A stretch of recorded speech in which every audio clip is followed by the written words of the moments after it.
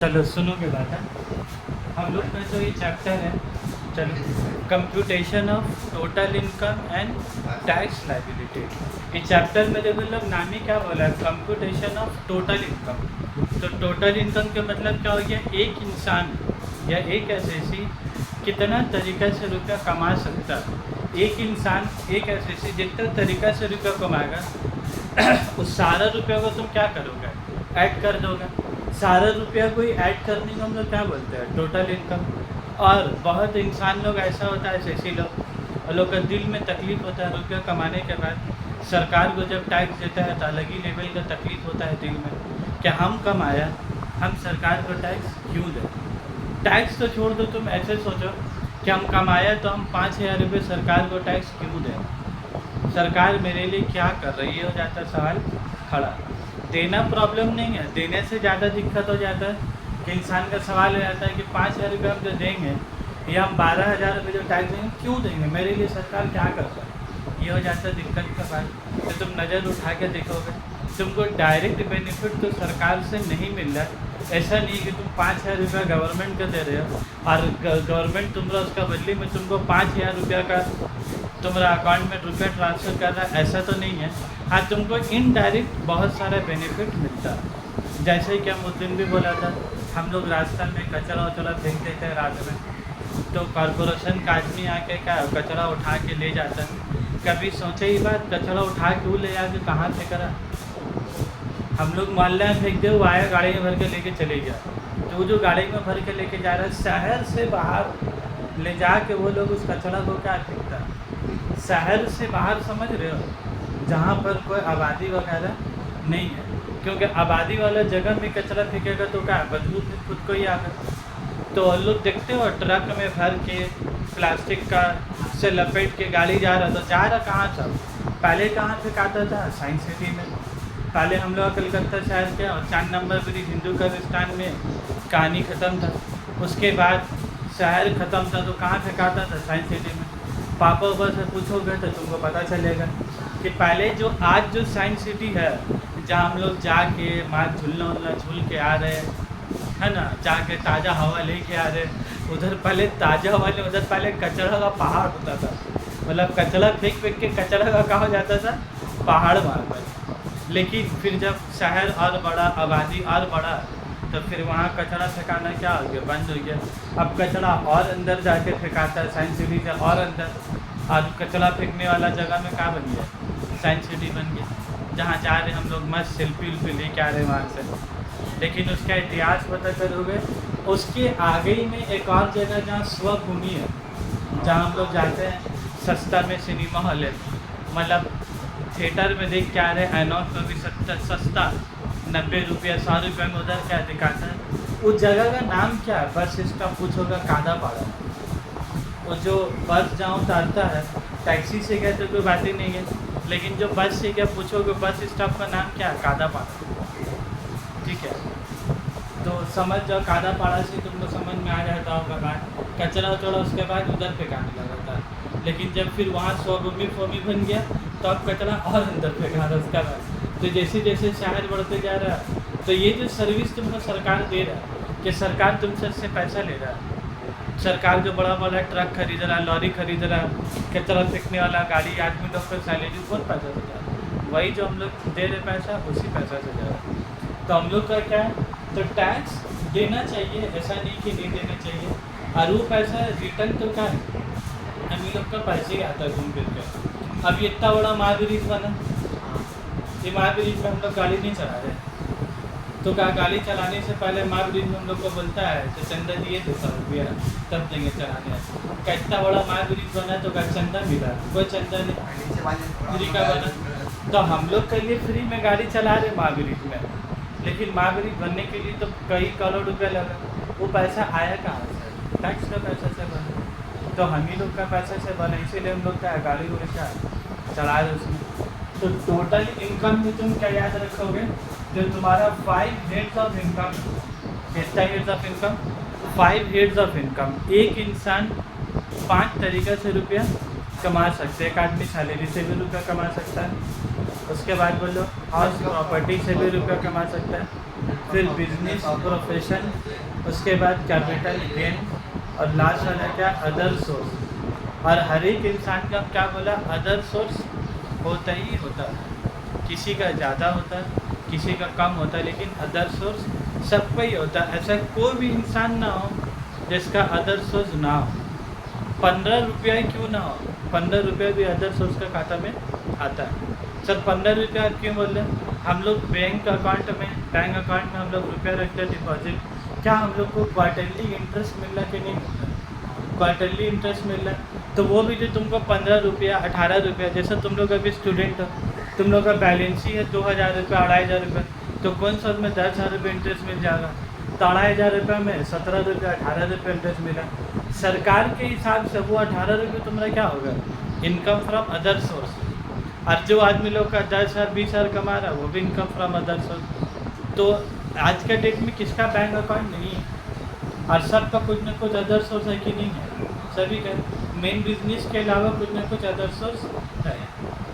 और कोरोना के बाद तो हर एक इंसान को सबक सिखा ही दिया कि एक कारोबार से कुछ नहीं होगा, कम से कम 2 करनी होगा, एक तो में और कहीं से तो 60 रुपया आना चाहिए। कोरोना के बाद तो ये सब चीज़ सबको क्या है सिखाया। मेरे हिसाब से तो कोरोना वाला 2020 और 2021 ये तो ज़िंदगी में किसी को भूलना नहीं चाहिए। भले से 2030 क्यों ना आ जाए, चकाचौंध में ज़िंदगी जरूर हो जाए, उसके बाद 2020 को भूलना का मेरे हिसाब से तो नहीं भूलना चाहिए।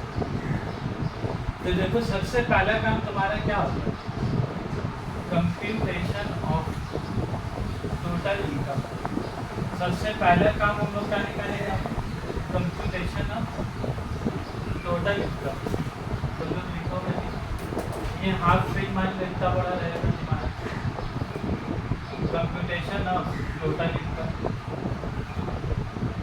ये हम लोग 2 ही कॉलम बनाया करेंगे, ठीक है।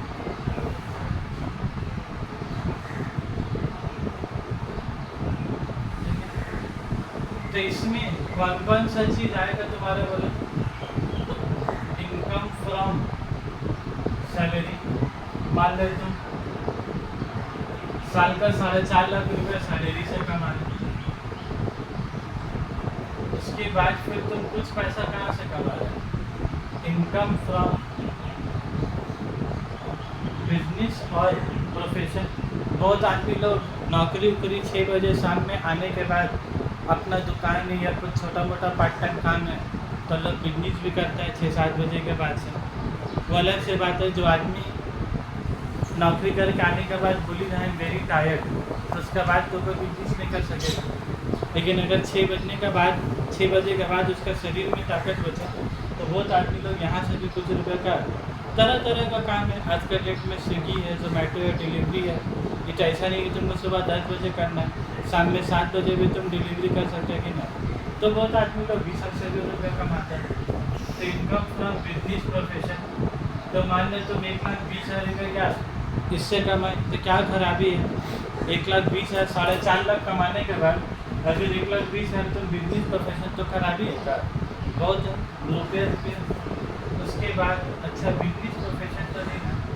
उसके बाद house property, income from house property मान लो 5,000 रुपया महीना भाड़ा, तो 12 पंजे कितना हो गया, 60,000 रुपया। उसके बाद फिर बोला इनकम फ्रॉम बिजनेस और प्रोफेशन। ये बिजनेस और प्रोफेशन तुम लोग समझ में आ रहा था, जैसा बिजनेस कर रहा तो बिजनेस हो गया, कपड़ा का बिजनेस, कोई सब कर रहा है, चाउमीन उमीन बेच रहा है। और बहुत आदमी लोग का है ट्यूशन पढ़ा रहा है, तो ट्यूशन पढ़ा रहे तो 100 रुपये कमा रहा तो क्या हो गया, प्रोफेशन हो गया, ठीक है। उसके बाद income from capital gain. Capital gain का मतलब ऐसे बेच कर जो रुपया कमाते हैं। कैपिटल गेन का तो अपना ही डेफिनेशन है। कैपिटल गेन किससे आएगा होगा, कैपिटल एसेट को बेचेंगे।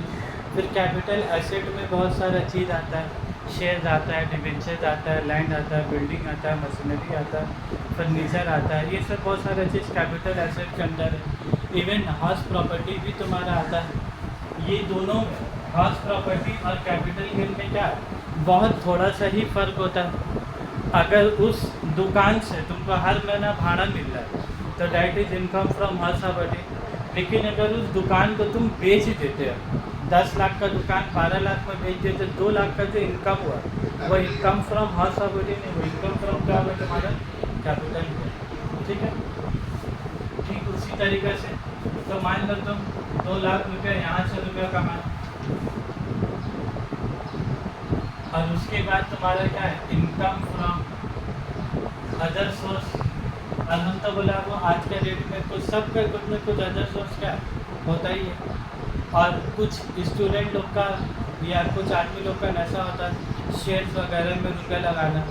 भले से वो आदमी को शेयर्स क्या होता है, डिवेंचर्स क्या होता है नहीं मालूम, फिर भी उसको शेयर में रुपया लगाना है। और जो उसमें लगा दिया फिर रुपया डूब गया, लेकिन उसको फिर भी एक बार उसको शेयर में रुपया लगाना है। क्या कि सब दोस्त लगा रहे हैं, उन्हें लगा रहे, तो उसको क्या अजीब टाइप का ख़राब लग रहा है उसको। तो लेकिन मेरे हिसाब से जानकारी रहे तो ये काम करूँगे तो बेकार में 5 साल लगाया बेटा कुछ आए नहीं, पूरा डूब गया तो क्या खराब बात, फिर तुम घर में गाली अलग से नो करोगे। तो इनकम फ्रॉम अदर सोर्स। अच्छा, अदर सोर्स का एक मिसाल तुम लोग क्या बोला, बैंक इंटरेस्ट। ये तो गया जो एकदम नॉर्मल हर का ज़िंदगी में क्या होता है। लेकिन शेयर्स डिवेंचर्स अदर सोर्स कैसे होगा तुम्हारा। शेयर्स खरीदा 105 रुपये में, कल सुबह दाम बढ़ गया 115 रुपये, तो 105 का चीज़ 115 में बेचे तो कितना का फायदा हो गया 10 रुपये। तो वो 10 रुपये तुम्हारा क्या होगा, गलत जवाब। वो क्या होगा कैपिटल गेन। शेयर्स बेच के अगर कमा रहे तो that is income from capital gain. लेकिन वो शेयर्स तुम अपना पास रख रहे, तुम बेचे नहीं हो। कंपनी डिविडेंड डिक्लेयर किया, क्या डिक्लेयर किया कंपनी, डिविडेंड। तुमको मिला एक शेयर पीछे 2 रुपये डिविडेंड। डिविडेंड ऐसे ही होता है, डिविडेंड बहुत ज़्यादा नहीं होता है, 2 रुपये 5 रुपये एक शेयर पीछे। तो तुम अगर मान लो 100 शेयर खरीद के रखे तो एक में 5 रुपये, तो 100 में कितना हो गया 500 रुपये। तो तुम्हारा बैंक अकाउंट में कितना रुपया आ रहा 5,000। तो वो जो डिविडेंड आया वो डिविडेंड तुम्हारा क्या होगा अदर सोर्स। लेकिन 105 का चीज़ 115 रुपया हो गया, उसको बेचे तो वो कहाँ टैक्सेबल होगा तुम्हारा इनकम फ्रॉम कैपिटल गया। ये इतना बारीकी होता है। अगर तुमको बारीकी नहीं पता रहा तो तुम अपना क्लाइंट का काम क्या है गलत कर दोगे। तुमको यहाँ टैक्सेबल का बदली तुम वहाँ कर दोगे, वहाँ टैक्सेबल का बदली क्या है यहाँ कर दोगे। और एक बार उसका काम देखो, तुमका क्लाइंट तो वहाँ जाएगी, उसको नहीं मालूम क्यों 105 के चीज़ 115 10 रुपया यहाँ टैक्सेबल होगा कि वहाँ टैक्सेबल होगा, उससे मतलब नहीं। वो तुमको दिया काम, तुम उसका काम क्या है सही करके दोगे। तुम गलत करोगे तो गाली किसको देगा, बाद में तुमको देगा। फिर तुमको काम नहीं मालूम, काम नहीं लेते, नहीं मालूम तो बोल दो हमको नहीं मालूम। तो मेरा बात तो इसीलिए सब बारीकी जान के रखा। तो अदर सोर्स बहुत ज़्यादा नहीं, हम लोग गरीब आदमी कहते हैं अदर सोर्स देख रहे 10,000 रुपये, ठीक है। क्योंकि इधर तुम ज़्यादा दिमाग नहीं लगा पाओगे, क्योंकि तुम सुबह से रात सैलरी जॉब कर रहे हो, उसके बाद टाइम बचा रहा तो गाड़ी चला रहे हो, बाइक चला रहे हो, रैपिडो चला रहे हो, तो तुम्हारा पास टाइम बचा ही नहीं है अदर सोर्स और कुछ करने के लिए। इस सारा रुपया अगर ऐड करो कितना हो गया होगा 4.5 लाख में 60,000 प्लस 1,20,000 ऐड करो तो इतना मारो 5,20,000 कर लो ना मारने वाला काम। 7,20,000 7,20,000 7,30,000 अरे मैं निकालना तो मैं कैलकुलेटर 80-90 7 लाख कब जाता है बोला था वो अनाज कितना हो रहा 8,40,000 60,000 है बोला 6 लाख। तो यही तुम्हारा कितना हो गया बोला। इसका नाम हम लोग क्या बोलेंगे ग्रॉस टोटल, और इसको हम लोग प्यार से क्या बोलते हैं GTR। ये एकदम बहुत फेमस शॉर्ट फॉर्म है, हम लोग का व्हाट्सअप वाला शॉर्ट फॉर्म नहीं है। ये बैंक में कंपनी में वो लोग तो बोलता ही नहीं है ग्रॉस टोटल इनकम, मतलब क्या बोलता है तेरा GTI कितना है। वो लोग ही नहीं बोला कि इनकम फ्रॉम सैलरी कितना है, इनकम फ्रॉम बिजनेस कितना है, वो लोग डायरेक्ट तुमको क्या बोलेगा तेरा GTI कितना है। तो ये एकदम ऑफिशियल शॉर्ट फॉर्म है ये, ठीक है। अब उसके बाद तुमको ये 8,40,000 रुपये देखें, तुम्हारे दिल में क्या बात का तकलीफ हो गया, बोलो 8,40,000 रुपये देखने का बाद क्योंकि तुमको एग्जाम्शन लिमिट कितना है 5 लाख रुपया। ये जो 8,40,000 देखे तुमको दिन में काज तकलीफ हुई है टैक्स नहीं होगा, तो इसके बाद तुम टैक्स बचाने के लिए तुम दिमाग लगाओगे कि नहीं, क्या कि 8,40,000 में टैक्स देके तुमको कुछ मिलेगा, कुछ नहीं मिलेगा। डायरेक्टली तो नहीं मिलता, इनडायरेक्टली सरकार से बेनिफिट, लेकिन इंसान को दिखता नहीं है वाला इनडायरेक्टली वाला। तो तुम दिमाग लगाए, जिसको हम लोग क्या बोलते हैं टैक्स प्लानिंग का वर्ड। टैक्स प्लानिंग जायज़ है, वो सरकार भी तुम लोग को, और सरकार तो अपने बताया कि कैसे कैसे टैक्स प्लानिंग करना है। तो यहाँ पर ही टैक्स प्लानिंग को हम लोग क्या बोलते हैं बोला, डिडक्शन अंडर चैप्टर 6 है। तो चैप्टर तुम लोग सेमेस्टर 4 में पढ़े थे, वही वाला डिडक्शन अंडर चैप्टर 6A। इसमें कितना सेक्शन है बोला था, 80C से 80U तक, ये याद रखो 80C से 80U तक। लेकिन तुम लोग को बार बोला ग्रेजुएशन खत्म होने के बाद किस जॉब में जाओगे बाद तो कोई नहीं जानता।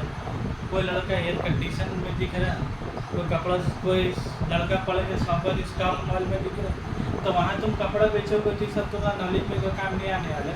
लेकिन तुम मान लो पास करके तुम PWC सब जगह इंटरव्यू में गए, तो फिर तुमसे चल सवाल क्या पूछेगा।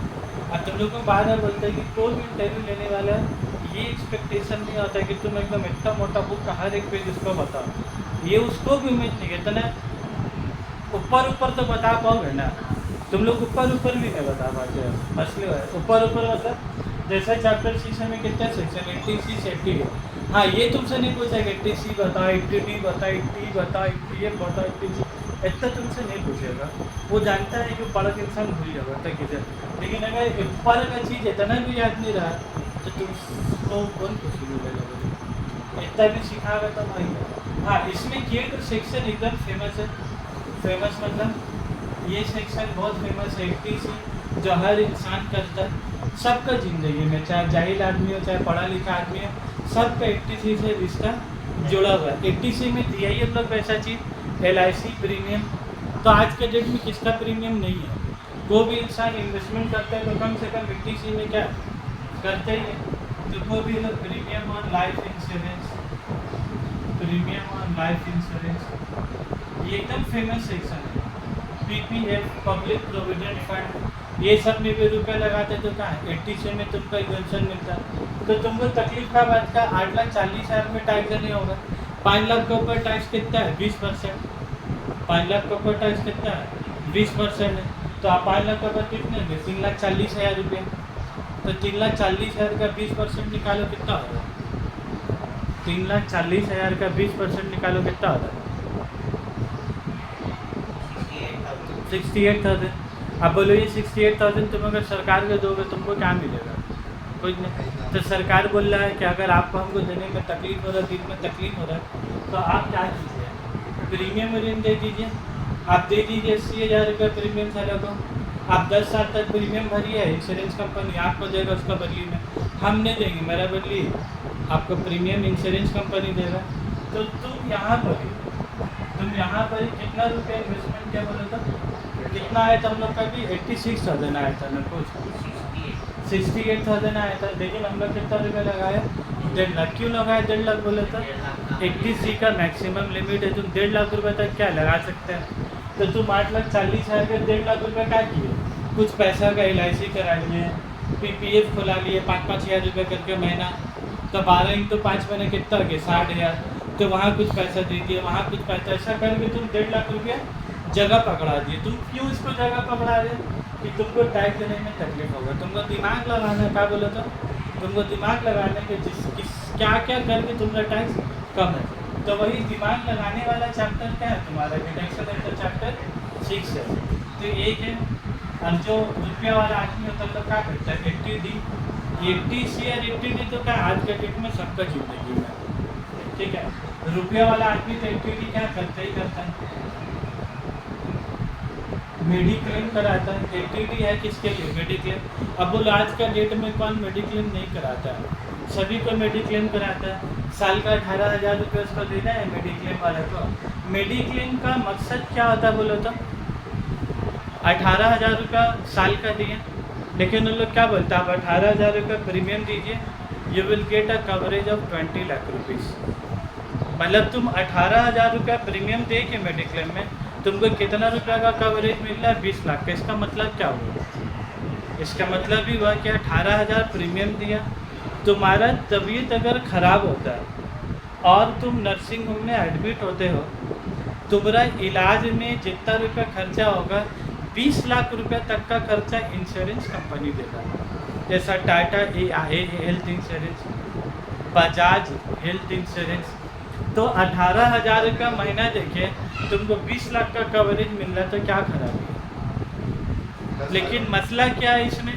18,000 रुपये तुम दिए, मान लो अभी 2021-22 में तुम 18,000 प्रीमियम जमा किए, पूरा साल भर प्रीमियम दे दिया 18,000, साल भर तुम्हारा तबीयत खराब नहीं हुआ। तुम 18,000 देने के पीछे वजह क्या है? कि अगर मेरा तबीयत खराब हो जाएगा, डॉक्टर बोल दी ऑपरेशन, बोल दी हार्ट सर्जरी, डॉक्टर बोल दिया अपेंडिक्स ऑपरेशन, बोल दी सिटी स्कैन, तो तुम्हारा तो छाती गुम हो गया, कहाँ से लाओगे इतना पैसा? तो तुम इधर से 18,000 रुपये का प्रीमियम जमा कर दिया। लेकिन साल गुजर गया, 1 अप्रैल से 31 मार्च गुजर के तुम्हारा तबीयत खराब ही नहीं, तो अब तुम क्या बोलोगे? मेरा 18,000 दे, का इंश्योरेंस कंपनी तुमको 18,000 देगा, बोलेगा यार पैसा जो। तो मेडिक्लेम वगैरह क्या, वो जो 18,000 चलेगी और रिटर्न बैक होने का कोई हिसाब नहीं है। तुम सोच के अगला साल मेडिक्लेम करवा ही लें कि मेरा पिछले साल तो 18,000 का हो गया, जुल हो गया, मतलब किए हैं, लेकिन तुम्हारा कोई तबीयत खराब हो रहा है नहीं हुआ, तो तुम अगला साल नहीं करें। अब जो तुम अगला साल नहीं करा, तुम अगला साल तबीयत खराब होगी। अब जो अगला साल तबीयत खराब हो गया, तुम्हारा पॉकेट से 2.5 लाख रुपया खर्चा हो गया, 10 दिन नर्सिंग होम में एडमिट रहे, बट 2.5 लाख का बिल हो गया। तो अब क्या हुआ? 2.5 लाख रुपये तुमको मेडिक्लेम वाला देगा, वो क्या बोलेगा? आप पॉलिसी रिन्यू नहीं कराएं तो आपको हर पॉलिसी का बेनिफिट नहीं मिलेगा। ये है झमेला।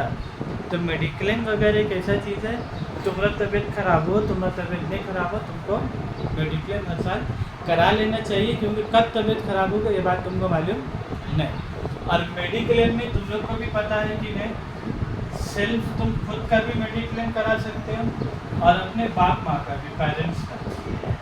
और ये लोग दोनों का अलग अलग लिमिट थी। सबसे मजा लगा मेडिक्लेम में 25,000 रुपया तुमको खुद का ऊपर में, मतलब हम 18,000 बोले तो 18 तुमको पूरा पूरी डिडक्शन मिलेगा। तुमको अगर उससे ज़्यादा प्रीमियम कराओगे तो उससे ज़्यादा का कवरेज मिलेगा। मान लो 25,000 प्रीमियम दोगे तो 80 लाख तक का कवरेज मिला। जितना ज़्यादा प्रीमियम दोगे कवरेज तुम्हारा क्या हो, उतना ज़्यादा बढ़ेगा। जितना कम प्रीमियम दोगे उतना कम रुपये का कवरेज होगा। तो तुम अपना ऊपर 25,000 और बाप माँ का ऊपर कितना रुपया कराया वो 50,000। ये सरकार का मैक्सिमम लिमिट है, 25,000 और 50,000। तो 25 और 50 मिला के कितना हो गया? 75,000 रुपये। तो तुम बोलो ये पैसा जो तुमको ये मेडिक्लेम करवाने से सरकार तो डायरेक्टली फायदा नहीं दे रहा, लेकिन तुम सरकार को टैक्स में देखें, तुम ये सब पैसा दिमागी जगह में अगर लगा देते हैं, लगा देने से क्या होगा? तुम्हारा अपना फ्यूचर सिक्योर हो रहा है कि नहीं होगा? सिक्योर। तो सरकार को वही कहना, भाई आप अपना फ्यूचर सिक्योर कीजिए, आपको हमको नहीं देना पैसा, लेकिन आप खा के भी मत उड़ाइए। 8,40,000 का महल, मंदारमनी, ये डीगा, ले का नाम है, शेरे पंजाब, कोले घाट, जा के उधर मत अभी तो शेरे पंजाब लेडीज पार्क का पास भी तो खोला है, लेकिन वो मजा मेन फालतू नहीं है। मेन मसला क्या, सबको 4 चक्का चला के कोले घाट जाना है, जाके तो टेस्ट में कोई फर्क नहीं है। वो जो हाईवे में जा रहा है ना, बस वही तो लोग का मजा है। वो लेडीज पार्क में गाड़ी चला 5 मिनट में पहुँच गया तो मज़ा नहीं आ रहा उस पर जाके। वो गाड़ी चला के 1.5 घंटा का बाद पहुँचेगा तो उसका मजा है। और दिक्कत उधर के बात है।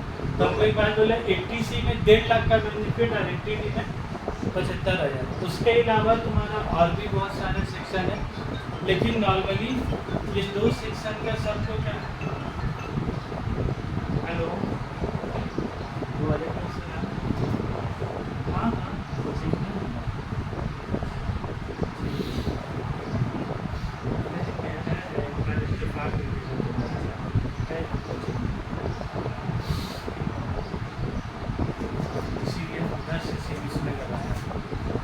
में आए बात, तो 1.5 लाख इधर सल्टा दिए, 75,000 यहाँ सल्टा दिए।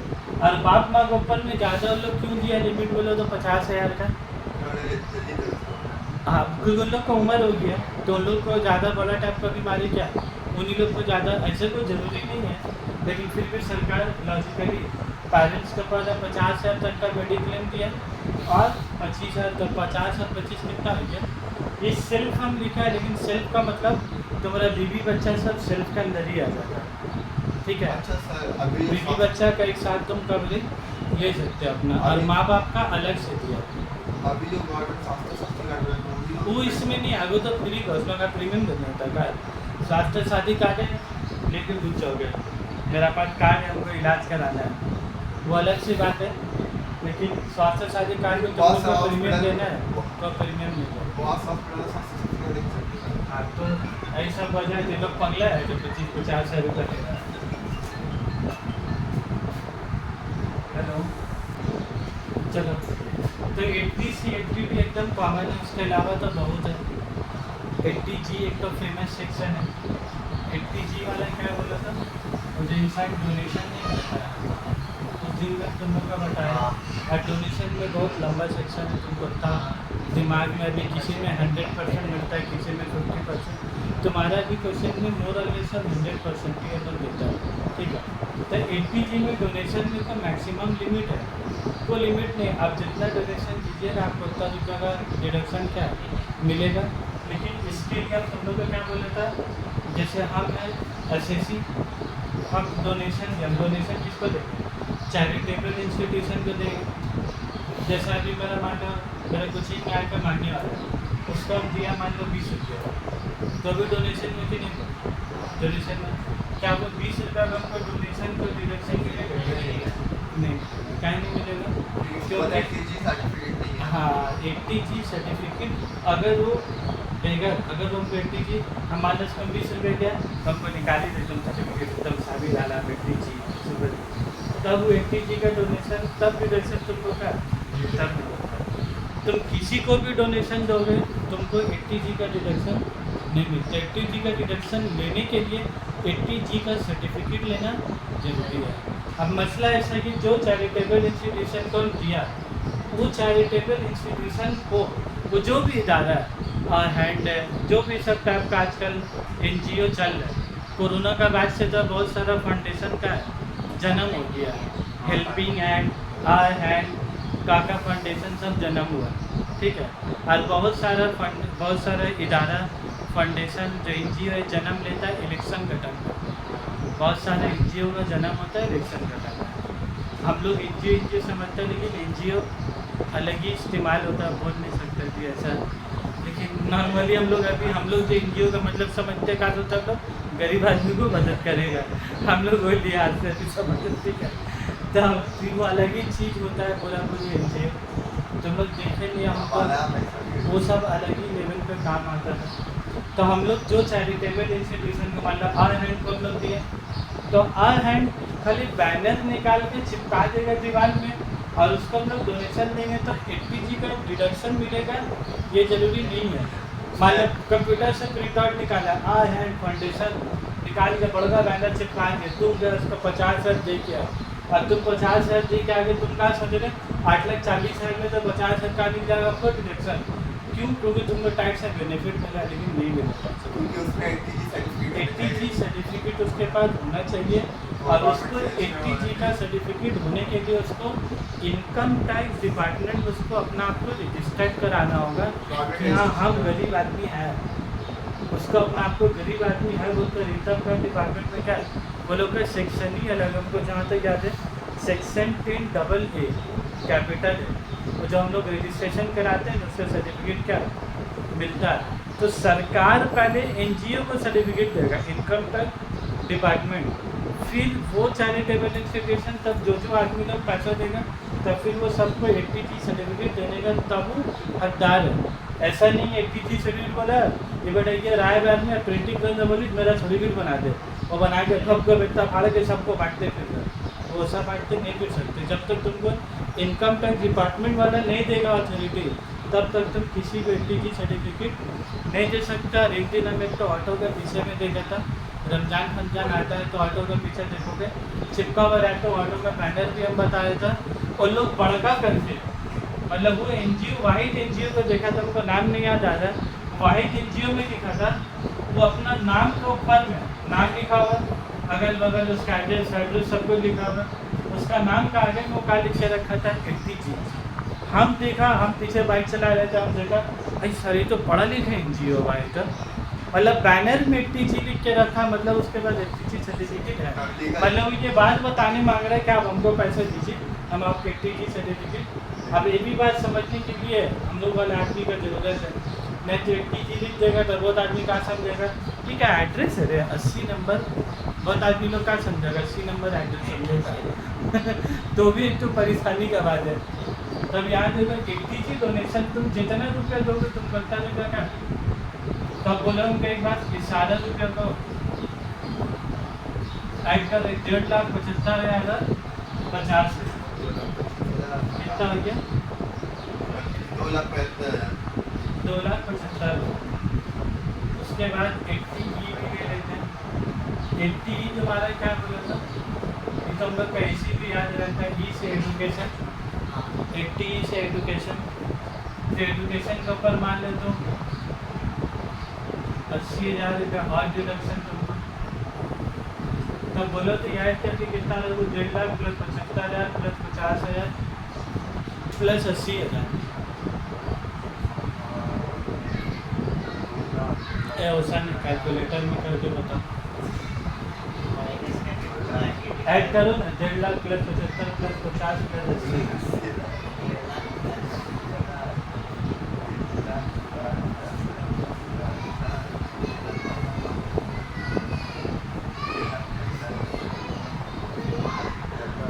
कितना 3 लाख। तो तुम दिमाग खटा के क्या क्या बोला, अब 8,40,000 में से 3,55,000 4,85,000, जैसे ही तुम्हारे 4,85,000 आया, ये 4,85,000 तुम्हारे लिए क्या बोलोगे टोटल इनकम, और इसी को हम लोग मतलब जो नॉर्मली प्रैक्टिकल दुनिया में इसको क्या बोलते हैं टैक्सेबल इनकम। इसको हम लोग टैक्सेबल क्यों बोलते हैं, क्योंकि हम लोग को टैक्स 8,40,000 के ऊपर देना कि 4,85,000 के ऊपर 4,85,000 बुक वगैरह में जब इसका मतलब क्या नाम बोला है कंप्यूटेशन ऑफ टोटल इनकम। तो टोटल इनकम मतलब क्या हो गया डिडक्शन माइनस करने के बाद, तो टोटल इनकम कितना आ गया 4,85,000। और तुमको टोटल इनकम के बाद क्या निकालने बोला है टैक्स लाइबिलिटी।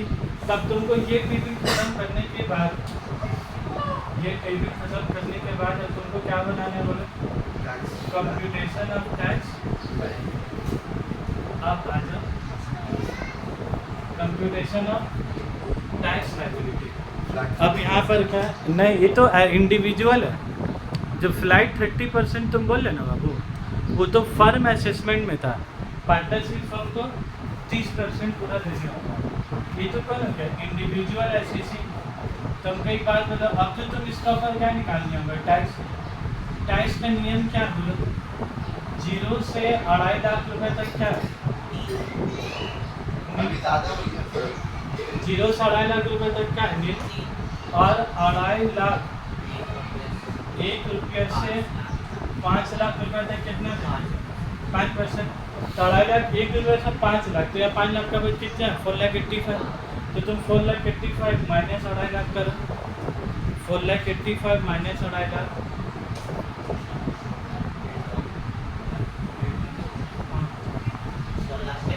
कितना आ रहा है 2,35,000 का कितना होगा 5%।